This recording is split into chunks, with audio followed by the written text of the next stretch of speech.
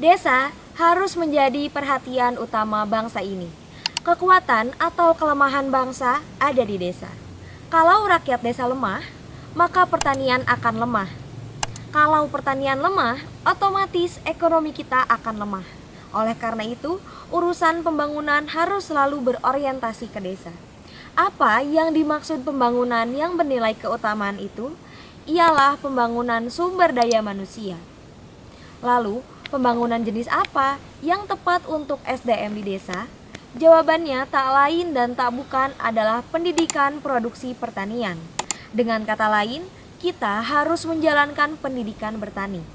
Kita tahu, selama ini pertanian berjalan tanpa ilmu. Pertanian kita lebih banyak bergerak karena pengetahuan turun-temurun. Banyak yang menjalankan pertanian tanpa ilmu pengetahuan yang matang. Banyak petani menjalankan pertanian sama seperti 30 atau 40 tahun yang lalu.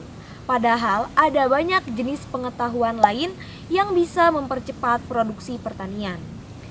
Karena ilmu budidaya atau produksi pertanian kita itu ngadat, maka gerak ekonomi pun stagnan. Akibatnya, banyak orang lari dari sektor pertanian. Tak banyak yang minat mengurus pertanian. Lahan-lahan pun mangkrak.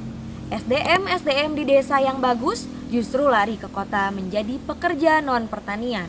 Naasnya lagi, banyak sarjana pertanian yang tidak mengembangkan ilmunya membantu para petani. Kalau masalah ini tidak dicarikan jalan keluar, niscaya kita akan semakin lemah. Dampak besar kemiskinan dan kekurangan makanan telah nyata.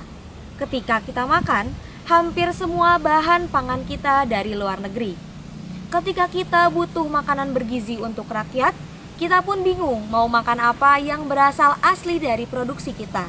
Beras impor, jagung impor, kedelai pun impor, garam dan gula juga impor.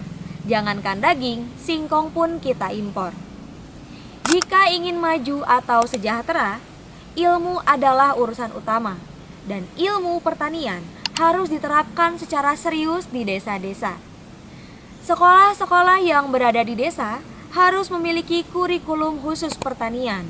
Kekhususan itu bukan hanya teori, melainkan harus menyertakan praktik. Pengenalan terhadap tanaman harus terus digalakan.